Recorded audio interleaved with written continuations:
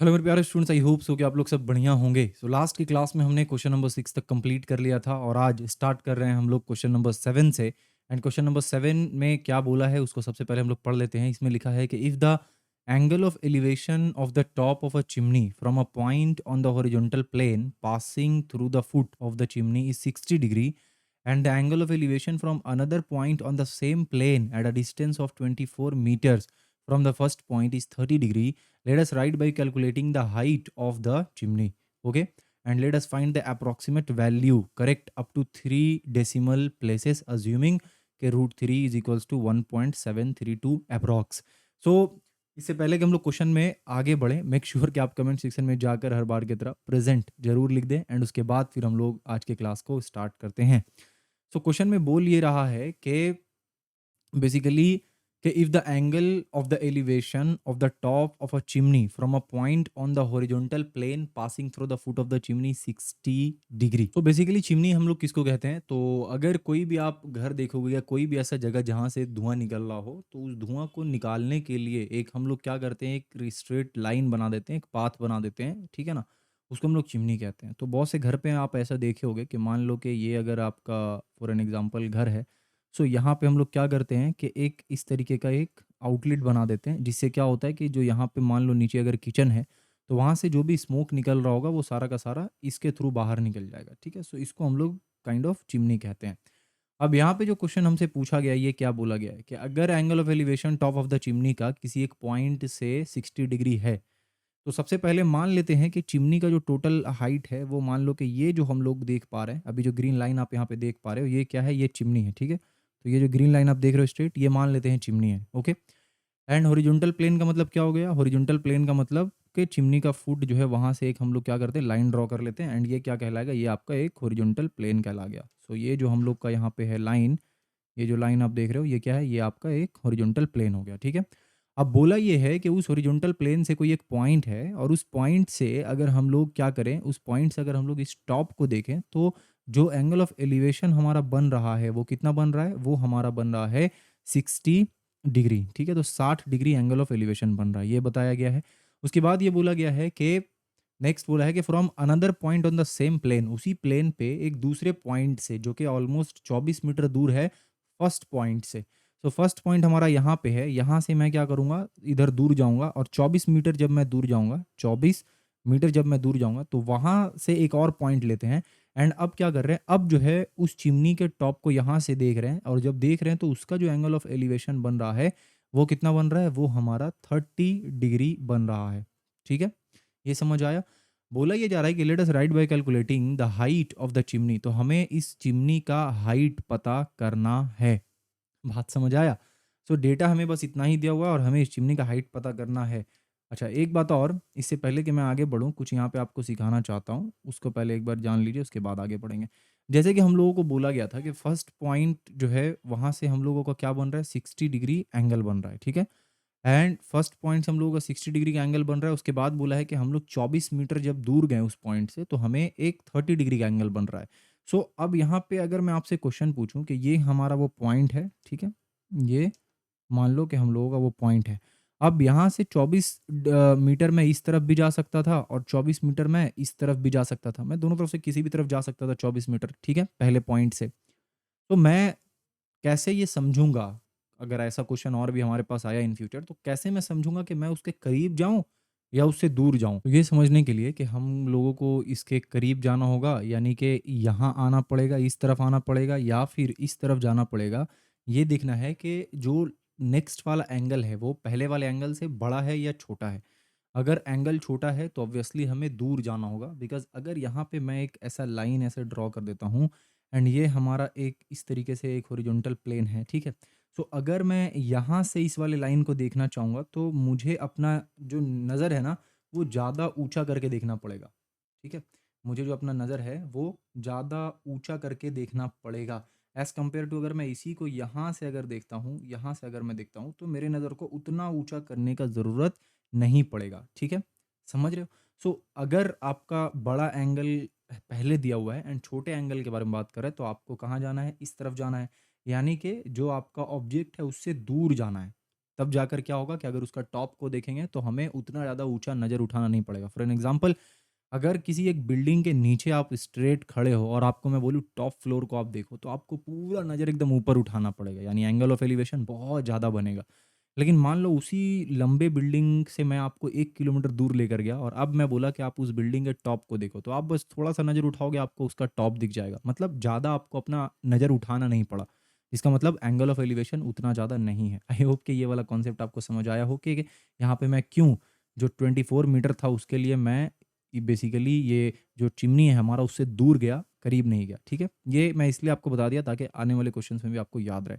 तो ये वो डायग्राम है एंड इस डायग्राम से हमें क्या बताना है? इस डायग्राम से हमें बताना है कि इस चिमनी का हाइट क्या होगा? यानी कि मुझे ये वाला हाइट पता करना है। अब इसका हाइट कैसे पता करेंगे? सो इसका हाइट पता करने के लिए हम लोगों को क्या करना होगा? सबसे पहला चीज़ तो हम लोगों को यहाँ पे नेमिंग करना पड़ेगा। तो मैं यहाँ पे नेमिंग कर देता हूँ। नेमिंग हम लोगों का इस तरीके से कि ये हमारा हो गया ए, ये हो गया हमारा बी, ये हो गया हमारा सी एंड ये हो गया हमारा डी। ठीक है? यहाँ तक क्लियर है? ओके। नाउ ए, बी, सी, डी हो गया। आपको पता है अगला स्टेप क्या करना है? आपको मैंने ऑलरेडी पूरे क्वेश्चन्स में बता रखा है, अब इससे पहले जितना भी क्वेश्चन्स किया है कि एग्ज़ाम में सभी को आपको अच्छे से पहले डिफ़ाइन करना है जिसका-जिसका ज़रूरत है। फॉर एन एग्ज़ाम्पल बीसी को आपको बताना है कि बीसी क्या है? तो बीसी जो है वो हाइट ऑफ द चिमनी है। ठीक है? ये चीज़ आपको बताना है। दूसरा चीज़ डीसी क्या है? तो डीसी जो है वो चिमनी से फर्स्ट पॉइंट का डिस्टेंस है। एसी क्या है? तो एसी जो है वो चिमनी से सेकंड पॉइंट का डिस्टेंस है और एडी क्या है? एडी जो है वो डिस्टेंस बिटवीन द 2 पॉइंट्स है। ये चीज़ आपको वहाँ पे अच्छे से पहले समझा देना है। अब जब आपने समझा दिया तो अब आप ये सोचो कि आप यहाँ से बीसी का वैल्यू कैसे निकालोगे? ठीक है? आपको कुछ भी यहाँ पे पता ही नहीं है। मतलब अगर मुझे ये वाला चीज़ पता रहता, ये पूरा चीज़ पता रहता, तो मैं बीसी का वैल्यू आराम से निकाल लेता। बट वो चीज़ मुझे पता ही नहीं है, तो मैं बीसी का वैल्यू कैसे निकालूँगा? वेल इसको निकालने के लिए आपको क्या करना होगा? आपको यहाँ पे एक चीज़ करना होगा कि let let DC is equals to या let DC be X metre, ठीक है? सो मैं यहाँ पे डीसी को क्या कर दे रहा हूँ, मैं यहाँ पे डीसी को एक्स मीटर कर दे रहा हूँ और जैसे ही मैं डीसी को एक्स मीटर करूँगा वैसे ही आपका एसी जो है वो क्या हो जाएगा, ये वाला एक्स, ये वाला 24 दोनों प्लस हो जाएगा तो हो जाएगा 24 प्लस एक्स क्या हो जाएगा ये मीटर, ठीक है? क्लियर है यहाँ पे? सो अब आगे क्या करेंगे? तो हमारे पास क्या हो गया कि हमें अब 2 अलग-अलग ट्रायंगल है अगर आप यहाँ पे देखो तो एंड वो दोनों ट्रायंगल कौन-कौन सा है? तो एक ट्रायंगल आपको यहाँ पे दिख रहा है एबीसी जो बड़ा वाला ट्रायंगल है एंड आपको एक और ट्रायंगल दिख रहा है और वो ट्रायंगल क्या है? वो ट्रायंगल है हमारा डीबीसी जो कि छोटा वाला ट्रायंगल है, ठीक है? 2 ट्रायंगल आपको पता चल गया एंड उन दोनों ट्रायंगल में आप एक चीज़ देख रहे होंगे कि बीसी हमारा दोनों ट्रायंगल में अवेलेबल है, चाहे वो एबीसी ट्रायंगल हो, चाहे वो हमारा डीबीसी ट्रायंगल हो। सो हम लोग क्या करेंगे कि एक्स के टर्म में पहला वाला ट्रायंगल यानी एबीसी ट्रायंगल जो है उसको लेकर एक्स के टर्म में बीसी का वैल्यू निकाल लेंगे एंड उसके बाद क्या करेंगे कि दूसरा ट्रायंगल डीबीसी को लेंगे एंड हम लोग वहाँ पे एक्स का वैल्यू बीसी के टर्म में बीसी का वैल्यू एक्स के टर्म में निकाल लेंगे। आई होप कि एकदम ये चीज़ आपको क्लियर हो गया हो। सो अब करते हैं ये चीज़, देखो यहाँ पे कैसे होगा। तो क्या कर रहे हैं हम लोग के सिंपली मैं लूँगा कि अगर मैं लूँ इन ट्रायंगल एबीसी, अगर मैं ट्रायंगल एबीसी के बारे में बात करूँ, तो ट्रायंगल एबीसी में अगर आप देखोगे, तो यहाँ पे मुझे क्या लेना है? मुझे एसी लेना है और बीसी लेना है क्योंकि एसी का वैल्यू पता है 24 प्लस एक्स है एंड बीसी का वैल्यू मुझे निकालना है। यानी कि कहीं न कहीं परपेंडिकुलर और बेस ये दोनों बात हो रहा है। तो मैं क्या करूँगा? मैं यहाँ पे लिखूँगा कि टैन ऑफ एंगल बीएसी का अगर मैं टैन निकालूँगा, तो क्या हो जाएगा? Perpendicular by base which means के बीसी बाई एसी हो जाएगा। आई होप कि ये चीज़ समझ आए और नहीं समझ आए थोड़ा-सा पीछे जाएँ एंड उसके बाद इसको वापस से आप देखें।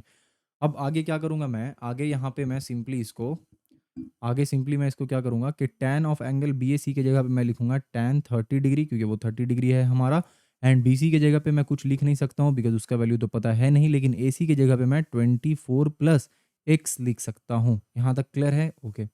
नाउ नेक्स्ट क्या करूँगा? टैन ऑफ 30 डिग्री की जगह पे मैं क्या लिखूँगा? 1/√3 लिखूँगा क्योंकि ये तो आपको पता ही 1/√3 होगा एंड ये आपका हो जाएगा बीसी बाई 24 प्लस एक्स।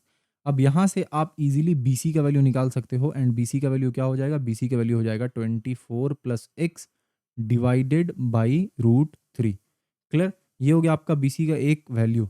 अब मैं क्या करूँगा? अब मैं बीसी का वैल्यू फिर से निकालूँगा, ठीक है? और अबर जो मैं बीसी का वैल्यू निकालूँगा वो आपका छोटा वाला ट्रायंगल लेके यानी ट्रायंगल डीबीसी सी को लेकर निकालूँगा। तो मैं पहले क्या करता हूँ, मैं पहले इस वाले को यहाँ से सिलेक्ट कर लेता हूँ इस पूरे को, ठीक है?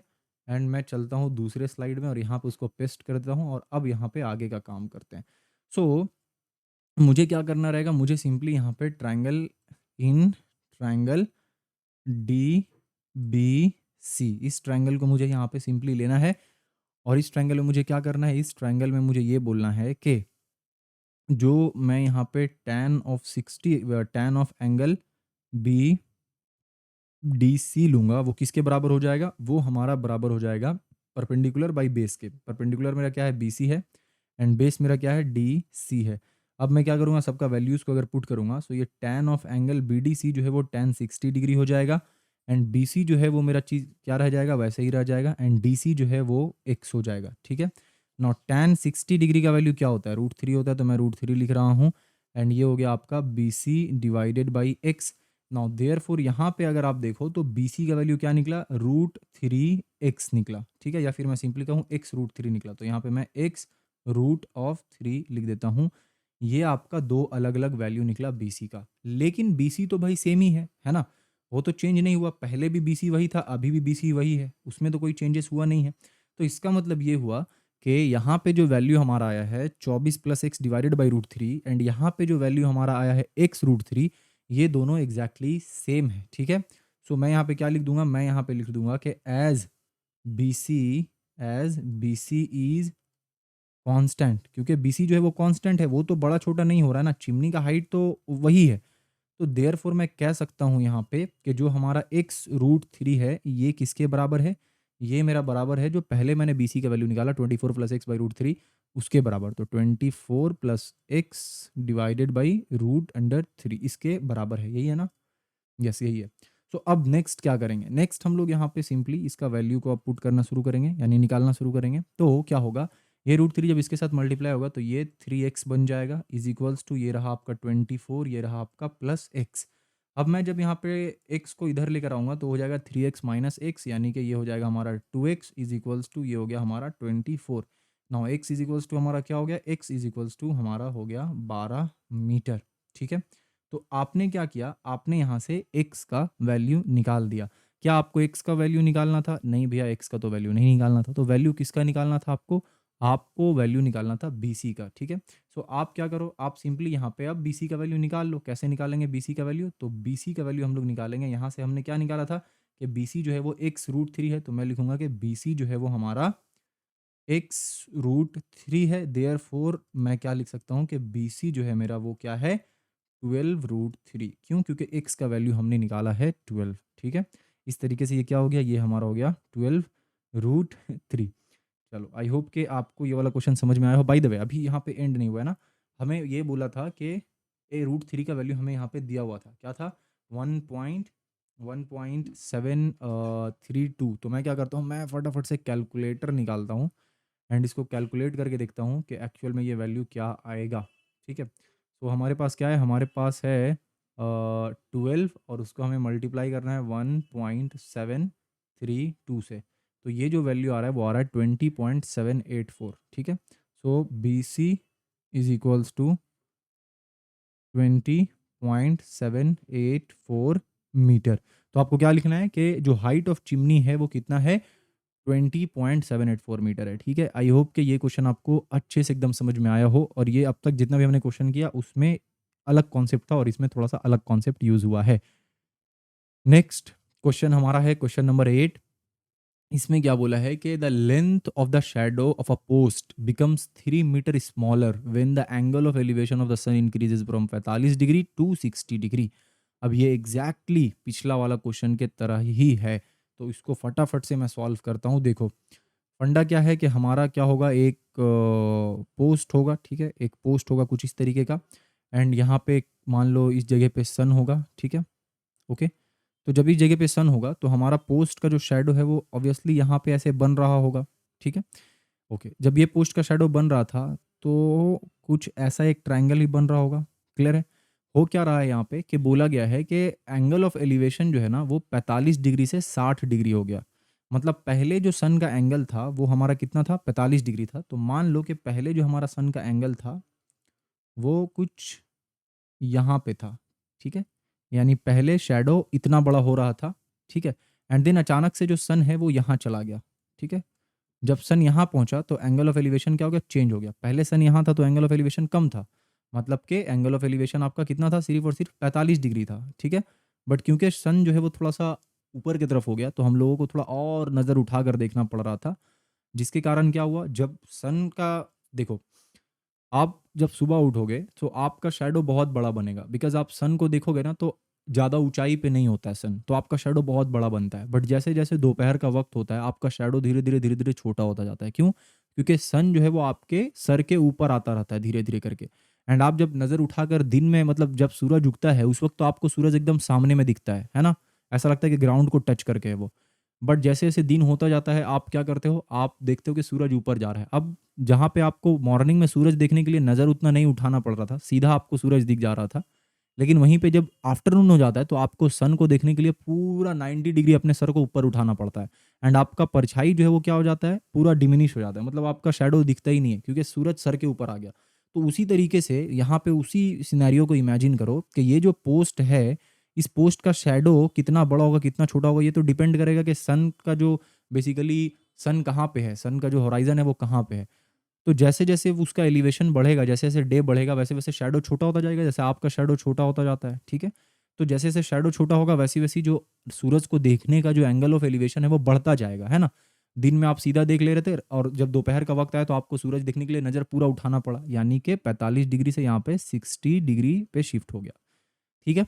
अब क्या करना है? यहाँ पे बोला है कि जो आपका शैडो का लेंथ था वो 3 मीटर छोटा हो गया, ठीक है? तो इसका मतलब ये हुआ कि पहले शैडो यहाँ तक था, बाद में शैडो यहाँ चला आया एंड बोल रहा है कि शैडो का लेंथ कितना छोटा हो गया 3 मीटर। यानी कहीं न कहीं ये वाला पार्ट 3 मीटर के बराबर होना चाहिए ना? अच्छे से सोच कर देखो आप। है ना? पहले शैडो जितना भी था, बाद में जब एंगल 60 डिग्री हो गया एलिवेशन तो 3 मीटर शैडो छोटा हो गया। तो 3 मीटर छोटा होने का मतलब क्या हुआ? 3 मीटर छोटा होने का तो मतलब यही हुआ ना कि ये वाला जो पार्ट है ये मेरा 3 मीटर का था, ठीक है? यहाँ से लेकर यहाँ तक का पार्ट मेरा कितना था? 3 मीटर था, गुड।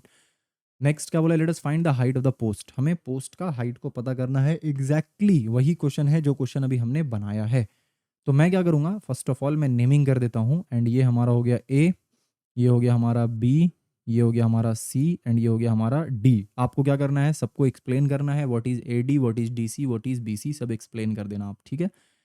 अब मैं क्या कर रहा हूँ? मैं यहाँ पे डीसी को एक्स मान लेता हूँ, जैसे लास्ट क्वेश्चन में हमने माना था, ठीक है? एंड एग्ज़ैक्टली उसी तरीके से मैं करता हूँ कि इन ट्रायंगल एबीसी, तो ट्रायंगल एबीसी में अगर आप देखो तो क्या हो रहा है कि जो हमारा व्हाट से ट्रायंगल एबीसी में हम लोगों को क्या हो रहा है कि tan of 45 degree, tan of 45 की जगह पे पहले लिखते हैं टैन ऑफ एंगल बी ए सी जो है वो किसके बराबर हो रहा है? तो टैन ऑफ एंगल बी ए सी जो है परपेंडिकुलर बाई बेस यानी कि बी सी बाई ए सी के बराबर हो रहा है, ठीक है? इसका मतलब ये हुआ कि टैन ऑफ 45 डिग्री जो है वो हमारा किसके बराबर हो रहा है? वो हमारा हो रहा है बी सी बाई ए सी के बराबर एंड ए सी क्या है हमारा? ए सी हमारा 3 प्लस एक्स है, ठीक है? नाउ नेक्स्ट मैं क्या करूँगा? मैं यहाँ पे टैन 45 की जगह पे क्या लिखूँगा? मैं टैन 45 की जगह पे लिखूँगा 1 क्योंकि टैन 45 का वैल्यू होता है 1 एंड यहाँ पे मैं लिखूँगा BC by 3 plus x. Clear? Now यहाँ से मैं सिंपली देख पा रहा हूँ कि बीसी का वैल्यू क्या निकल रहा है? बीसी का वैल्यू निकल रहा है मेरा 3 प्लस एक्स। ठीक है? ये चीज़ हो गया? बढ़िया। ये हम लोग 1 मान लेते हैं। नाउ अगला काम क्या करूँगा? अगला काम भी यही है लेकिन इस बारी मैं क्या कर रहा हूँ? इस बारी मैं सिंपली अपना चेंज कर दे रहा हूँ, जो हमारा एंगल है उसको, ठीक है? तो यहाँ पे मैं ट्रायंगल को चेंज करता हूँ। तो in triangle D B C, तो ट्रायंगल डी बी सी लेता हूँ यहाँ पे एंड मैं क्या लिखता हूँ? मैं लिखता हूँ कि जो टैन ऑफ 60 डिग्री है मेरा, ठीक है? या फिर अभी भी टैन ऑफ 60 डिग्री नहीं लिखते हैं, हम लोग लिखते हैं कि tan of angle B D C जो है वो किसके बराबर है? तो tan of angle B D C जो है वो हमारा बराबर है B C by D C का, ठीक है? Now tan of angle B D C actual में क्या है? तो tan of angle B D C actual में टैन 60 डिग्री है, ठीक है? एंड बी सी का वैल्यू मुझे पता है नहीं एंड डी सी का वैल्यू मुझे पता है एक्स होगा। यहाँ से मैं कह सकता हूँ कि ये हमारा हो गया √3, ये हो गया हमारा बी सी बाई एक्स इसका मतलब ये हो गया कि B C is equals to हम लोगों का कितना है, B C is equals to हम लोगों का x√3 होगा। ठीक है, ये हो गया हमारा दूसरा।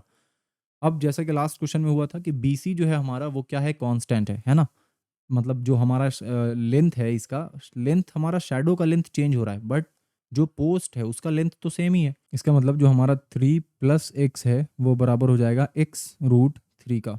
ओके, अब ये जो यहाँ पे x√3 है, इसको कैसे हम लोग क्या कर सकते हैं भाई, तो यहाँ पे हम लोग एक काम कर सकते हैं कि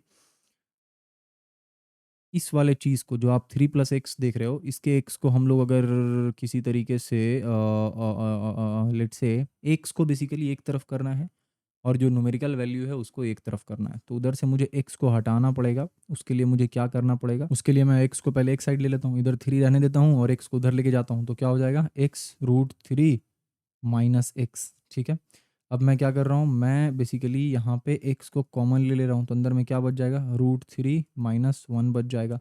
अब मैं क्या करूँगा, वो √3 माइनस 1 यहाँ पे करते हैं उसको पूरे पेज को अच्छे से यूटिलाइज कर लेते हैं। तो अब मैं क्या करूँगा, अब मैं यहाँ पे वो जो x है उसको ऐसे ही रहने देता हूँ एंड वो 3 के नीचे जो है वो √3 माइनस 1 आ जाएगा। इसको आप रैशनलाइज़ कर लो। रैशनलाइज़ करने के लिए आपको इसको मल्टीप्लाई हो करना होगा √3 + 1 डिवाइडेड बाई √3 + 1 से। ठीक है, जब इसे आप रैशनलाइज़ करोगे तो वैल्यू क्या आएगा, वैल्यू आ जाएगा ऊपर में हो जाएगा आपका 3√3, तो ये हो गया आपका 3√3 + 3। ठीक है, एंड नीचे में आपका क्या आएगा, नीचे में आपका ये √3 का स्क्वायर माइनस 1 हो जाएगा, तो √3 का स्क्वायर जो है वो आपका हो जाएगा 3 एंड माइनस 1, यानी कि नीचे में आपका आ जाएगा 2। ठीक है, सो ये जो आप वैल्यू देख रहे हो, ये वैल्यू आपका किसका वैल्यू आया है, ये वैल्यू आपका आया है बेसिकली एक्स का वैल्यू। ठीक है, बट अभी आपको एक्स के वैल्यू के बाद और भी कुछ निकालना है। आपको क्या निकालना है, आपको निकालना है बी सी का वैल्यू। ठीक है, तो एक्स का वैल्यू क्या आया, पहले उसको यहाँ पे लिख देते हैं। एक्स का वैल्यू हम लोग का आया है 3√3 + 3/2, 3√3 प्लस 3√3 + 3/2 प्लस 3/2, ये आपका एक्स का वैल्यू आया। और बी सी का वैल्यू एक्चुअल में हमारे पास क्या है, बी सी का वैल्यू हमारे पास एक है x√3, तो मैं x√3 वाला ले लेता हूँ, तो B C is equals to x√3, यही है। अब यहाँ से मैं क्या करूँगा, यहाँ से मैं सिंपली x के जगह पे मैं लिखूँगा 3√3 + 3। ठीक है, एंड ये आपका किसके साथ मल्टीप्लाई हो रहा है, ये √3 के साथ मल्टीप्लाई हो रहा है एंड डिवाइडेड बाई 2 जो है वो वैसे ही रह जाएगा। ठीक है, यहाँ तक। अब आगे क्या होगा, आगे यहाँ पे सिंपली मुझे दिख रहा है कि ये जो आपका 3√3 है, ये जब √3 से मल्टीप्लाई होगा तो 3 3 जा 9 हो जाएगा, यानी कि ये हो गया आपका 9। ओके, प्लस ये जो आपका 3 है वो मल्टीप्लाई होगा तो हो जाएगा 3√3 एंड ये हो जाएगा डिवाइडेड बाई 2। अब यहाँ पे हमें छोड़ना नहीं है, बिकॉज हमें यहाँ पे अप्रोक्सीमेट वैल्यू ऑलरेडी दिया हुआ है, तो हमें क्या करना होगा, 3 × 1.732 इसका वैल्यू निकालना होगा। ठीक है, तो मैं यहाँ पे इसका वैल्यू निकालता हूँ, क्या आएगा 3 × 1.732, ये हमारा वैल्यू आ रहा है 5.196। ठीक है, तो इसका मतलब हो गया 9 + 5.196 डिवाइडेड बाई 2। मैं क्या करूँगा, जो मेरा वैल्यू आया है ना, उसको मैं प्लस कर दूंगा, किसके साथ प्लस कर दूंगा, 9 के साथ। ठीक है, एंड उसके बाद जो वैल्यू आएगा उसको मैं डिवाइड कर दूंगा 2 के साथ, तो मेरा जो वैल्यू यहाँ पे आ रहा है एट द एंड वो आ रहा है 7.098। ठीक है, एंड ये हमारा एग्जैक्ट वो आंसर है जो मुझे चाहिए था, यानी कि जो पोस्ट का हाइट है वो कितना है, पोस्ट का हाइट है मेरा 7.098 मीटर्स। ठीक है, चलो आई होप कि ये आपको समझ में आया होगा। नेक्स्ट क्वेश्चन हम लोगों का क्या है, नेक्स्ट क्वेश्चन में ये बोल रहा है कि क्वेश्चन नंबर 9 में कि when the top of a chimney of a factory is seen from a point on the roof of the 3 storeyed building of 9√3 metre height, the angle of elevation is 30 degree. ठीक है, if the distance between the factory and the chimney is 30 metre, let us write by calculating the height of the chimney. तो यहाँ पे scenario कुछ ऐसा है कि आप अपने घर के छत पे खड़े हो। कहाँ खड़े हो आप अपने घर के छत पे, लेट से यहाँ पे आप खड़े हो। ठीक है, इस जगह पे आप खड़े हो एंड एक और कोई मान लेते हैं एक चिमनी है जो इस जगह पे है। ठीक है, इस जगह पे है, तो ये मान लो एक चिमनी है। ओके, एंड आप इस जगह पे खड़े हो, दोनों चिमनी सेम ही ग्राउंड पे रखा हुआ है। सिंपल सा बात है, मतलब दोनों का हॉरिजॉन्टल प्लेन सेम ही होगा। अब आप क्या कर रहे हो, आप अपने छत पे खड़े होकर उस चिमनी को देख रहे हो, ठीक है? आप अपने छत पे खड़े होकर क्या कर रहे हो, उस चिमनी को यहाँ से ऐसे करके देख रहे हो, ओके? सही से बन जाओ भाई। देख रहे हो ऐसे, ठीक है? अब जब आप चिमनी को यहाँ से देख रहे हो, तो हो क्या रहा है ना कि आपका जो नॉर्मल मतलब जो आपका हॉरिजॉन्टल प्लेन था, आपके हिसाब से आपको देखना कहाँ चाहिए था? आपको ऐसा स्ट्रेट सीधा यहाँ देखना चाहिए था ना? यहाँ अगर आप देखते तो आपका एंगल क्या रहता? 0 डिग्री रहता। एंगल ऑफ एलिवेशन क्या रहता? 0 डिग्री रहता। लेकिन आप अपने आँख को ऊपर उठा के उस चिमनी को देखने लगे। तो जब आप उस चिमनी को वहाँ से देख रहे थे, तो क्या हुआ कि जो आपका एंगल ऑफ एलिवेशन है ना, वो कितना हो गया? वो आपका हो गया 30 डिग्री, ठीक है? यहाँ से। ओके। बोला क्या गया है कि जो आपका 3 स्टोरीड बिल्डिंग है, जिस बिल्डिंग पे आप खड़े हो उस बिल्डिंग का हाइट कितना है? तो उस बिल्डिंग का हाइट है 9√3 मीटर, ठीक है? ये है इस बिल्डिंग का हाइट। एंड उसके बाद क्या बोला है कि the distance between the factory and the chimney, यानी आपका जो घर है, ठीक है? घर नहीं, बेसिकली यहाँ पे फैक्ट्री के बारे में बात किया जा रहा है, ओके? अच्छा, यहाँ पे एक एरर लग रहा है। ये distance between the factory and the chimney क्या मतलब, फैक्ट्री में ही तो चिमनी लगा हुआ है। यहाँ पे बेसिकली ये फैक्ट्री नहीं होगा, इस फैक्ट्री को हटाओ और अपना घर लाओ। मतलब कि आप जिस घर पे खड़े होकर उसको देख रहे थे ना, उसके बारे में बात हो रहा है। ये हो गया आपका बिल्डिंग, ठीक है? सो बोला क्या जा रहा है कि distance between the building and chimney is 30 metre, यानी आप जिस बिल्डिंग पे खड़े हो, वहाँ से लेकर जो चिमनी का जो डिस्टेंस है ना, यानी जो फैक्ट्री जिसमें चिमनी लगा हुआ है, उन दोनों के बीच का डिस्टेंस कितना है? उन दोनों के बीच का डिस्टेंस है आपका 30 मीटर, ठीक है? सो ये वो सारा डेटा है जो आपको दिया हुआ है। देख लिया आपने अच्छे से, इस चीज़ को समझ लिया आपने। एक बार वापस से मेरा वीडियो ये पार्ट को रिवाइंड कर लो अगर आपको नहीं समझ में आ रहा है तो। एंड उसके बाद आगे का कंटिन्यू करना। मैं क्या करता हूँ, मैं सिंपली जो भी मैंने अभी यहाँ पे कचरा किया है, इन सबको यहाँ से हटा देता हूँ एंड एकदम एक सिंपल सा डायग्राम बनाकर आपको दिखाता हूँ, ठीक है? तो देखो, ये हो गया आपका चिमनी का हाइट, ठीक है? यहाँ पे कहीं न कहीं आप होगे खड़े, ओके? ये वो हॉरिज़ॉन्टल प्लेन है जो दोनों के बेस को जोड़ रहा है, ओके? यहाँ पे आप खड़े होकर इसके टॉप को देख रहे थे, ठीक है? आप नॉर्मल देखते 0 डिग्री से तो कहाँ देखते? यहाँ देखते सीधा। तो यहाँ पे आप कितना डिग्री का एंगल बना रहे थे? 30 डिग्री का आप एंगल बना रहे थे। ये चीज़ समझ आया? अब आपका जो बिल्डिंग का हाइट है वो कितना है? तो आपके बिल्डिंग का जो हाइट दिया हुआ है यहाँ पे, वो दिया हुआ है 9√3 मीटर, ये आपके बिल्डिंग का हाइट है, ओके? 9√3 मीटर ये आपके बिल्डिंग का हाइट है। तो आपके घर से मतलब जिस बिल्डिंग पे आप खड़े हो, उस बिल्डिंग से उस चिमनी का जो जो फैक्ट्री है, उस फैक्ट्री के बीच का डिस्टेंस कितना है? तो उसके बीच का डिस्टेंस है 30 मीटर। तो ये हो गया आपका 30 मीटर, ठीक है? अब जो बिल्डिंग पे आप खड़े हो, वो बिल्डिंग ऐसा सीधा होगा ना, ऑब्वियसली सीधा होगा। एंड जो फैक्ट्री पे चिमनी लगा हुआ है, वो भी ऐसे सीधा ही होगा, एकदम परपेंडिकुलर होगा ग्राउंड के। ऐसा तो नहीं कि आपका बिल्डिंग एक तरफ ऐसे गिरा जा रहा है, बिल्डिंग ऐसा गिरा जाएगा तो बिल्डिंग में जितना आदमी रहेगा सब एक तरफ गिर जाएगा। तो बिल्डिंग आपका सीधा है और जो फैक्ट्री है वो भी ऑब्वियसली सीधा होगा। ऐसा तो नहीं कि फैक्ट्री जो है वो ऐसा टेढ़ा फैक्ट्री होगा, तो फिर क्या होगा, फैक्ट्री का सारा सामान नीचे गिर जाएगा टेढ़ा होने से। इसका मतलब ये हुआ कि ये भी ग्राउंड के परपेंडिकुलर है आप जिस बिल्डिंग में हो, एंड जो फैक्ट्री पे चिमनी लगा हुआ वो फैक्ट्री भी ग्राउंड के परपेंडिकुलर है। तो इसका मतलब ये हुआ कि आपका घर और जो आपका मतलब आपका बिल्डिंग और जो फैक्ट्री है वो दोनों एक दूसरे के पैरेलल होगा, है ना? तो जब ये वाला और ये वाला दोनों एक दूसरे के पैरेलल होगा, ये दोनों जब एक दूसरे के पैरेलल होगा, तो मैं इसको इसको यहाँ से जॉइंट कर दूँ, इसको इसको यहाँ से जॉइंट कर दूँ, इसको इसको यहाँ से जॉइंट कर दूँ या फिर यहाँ से जॉइंट कर दूँ, कहीं से भी जॉइन करूँ, दोनों के बीच का जो डिस्टेंस होगा वो तो एग्ज़ैक्टली सेम होगा। मेरे बात को समझ पा रहे हो आप? तो इसका मतलब ये हुआ कि अगर दोनों के ग्राउंड से यानी दोनों के फुट से एक दूसरे को जब मैं जॉइन कर रहा हूँ तो 30 मीटर हो रहा है। तो जो यहाँ से टॉप से जब मैंने बीच में जॉइन किया फैक्ट्री को, तो यहाँ पे भी मेरा 30 मीटर ही होगा। समझ आया? एंड ये वाला जो पार्ट आप देख रहे हो यहाँ पर वाला पार्ट, ये पार्ट आपका 9√3 मीटर होगा। तो नीचे आप एक देख रहे हो काइंड ऑफ रेक्टेंगल बन गया है, बट हमें इससे कोई लेना देना नहीं है। हमें ऊपर वाला पार्ट देखना है जो हमें ट्रायंगल दिख रहा है। तो मैं क्या करता हूँ, मैं इसका नेमिंग कर देता हूँ। ये रहा हमारा ए, ये रहा हमारा बी, ये रहा हमारा सी, ये रहा हमारा डी एंड ये रहा हमारा ई, ठीक है? आपको क्या करना है, आपको सबको डिफाइन करना है कि यहाँ पे हमारा जो ए बी है वो एक्चुअल में क्या है, जो हमारे पास यहाँ पे ए ई है वो क्या है, ई डी है क्या है। तो E D basically distance between building and factory. हमारा जो ए ई है वो क्या है, तो ए ई जो है मेरा हाइट ऑफ द बिल्डिंग है, ठीक है ना? उसके बाद अगर हमसे पूछा गया कि यहाँ पे ये बताओ कि बी डी क्या है, तो बी डी जो है वो हाइट ऑफ द चिमनी है ग्राउंड से, ठीक है? ये बेसिकली बात किया जा रहा है। तो अब मैं क्या करूँगा, मेरे को पता करना है बीडी क्या होगा, है ना? तभी तो मतलब पूरा मुझे यहाँ से लेकर मुझे कहीं न कहीं यहाँ तक पूरा डिस्टेंस चाहिए, तभी मैं बता पाऊँगा कि चिमनी का हाइट एक्चुअल में ग्राउंड से कितना है।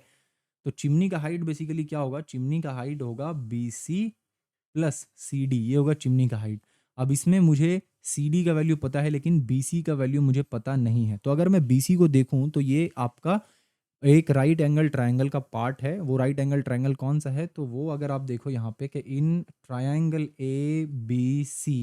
एबीसी एक राइट एंगल ट्रायंगल है और उसी ट्रायंगल का पार्ट जो है वो बीसी है। तो यहाँ पे मैं क्या लिख सकता हूँ? मैं लिख सकता हूँ कि टैन ऑफ एंगल बीएसी क्या हो जाएगा हमारा?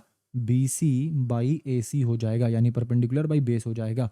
नाउ टैन ऑफ बीएसी का मतलब क्या हो गया? टैन ऑफ बीएसी का मतलब हो गया tan of 30 degree, and tan of 30 degree क्या होगा? बीसी बाई एसी होगा। यहाँ तक ठीक है? अब बीसी बाई एसी की जगह पे मैं क्या लिख सकता हूँ? बीसी बाई 30 लिख सकता हूँ, ठीक है? नाउ 30 डिग्री जो हमारा है वो कितना होता है? 1/√3 होता है, इज इक्वल्स टू मैं क्या लिखूंगा? बीसी बाई 30 लिखूंगा। Now BC is equals to मैं क्या लिख सकता हूँ? बीसी इज इक्वल्स टू मैं लिख सकता हूँ 30/√3, ठीक है? लेकिन अभी 30/√3 यहाँ पे एंड नहीं होगा, मुझे नीचे से रूट हटाना है, तो ऊपर और नीचे दोनों क्या करना होगा? दोनों √3 से मुझे मल्टीप्लाई करना होगा। तो मैं क्या करूँगा? मैं इसको ऊपर भी √3 से एंड नीचे भी √3 से मल्टीप्लाई कर दूंगा। एंड जब इसको आप दोनों ऊपर नीचे मल्टीप्लाई करिएगा √3 से, तो आपके पास क्या आ जाएगा? बीसी इज इक्वल्स टू आपके पास आ जाएगा 10√3 मीटर, ठीक है? कैसे आया ये? तो ये सिंपली आपका नीचे वाला √3 इंटू √3 3 बन गया। वो 3 जब 30 को काटेगा तो 10 टाइम्स में कट गया, बच गया √3, तो 10 इंटू √3 हो गया, ठीक है? तो बीसी का वैल्यू मुझे पता चल गया 10√3, सीडी का वैल्यू क्या है? 9√3। तो अब मैं क्या कर सकता हूँ? मैं इन दोनों को प्लस करूंगा कि भाई देखो बीसी का वैल्यू जो है हमारा वो कितना है? बीसी का वैल्यू है 10√3, एंड जो हमारा सीडी का वैल्यू है वो कितना है? 9√3। तो जो मेरा पूरा का पूरा चिमनी का हाइट है उसका वैल्यू कितना होगा? 19√3 मीटर होगा। That's all. So I hope कि आपको ये वाला क्वेश्चन भी समझ में आया होगा, एंड यहाँ पे भी हम लोग अगर एक नया कॉन्सेप्ट था और वो कॉन्सेप्ट आप अच्छे से ग्रैब कर पाए होगे। तो आज के क्लास को हम लोग यहीं पे रहने देते हैं। ओवरऑल हमने 3 क्वेश्चन किया है, 7, 8, 9, और हमारा 7 और 8 जो है उसमें कॉन्सेप्ट एकदम सेम ही था, बट हमारा जो क्वेश्चन नंबर 9 था उसमें कॉन्सेप्ट डिफरेंट था। आई होप कि सारा कॉन्सेप्ट को आप ग्रैब कर पाए होगे। मिलते हैं आपसे नेक्स्ट क्लास में। Till then take care.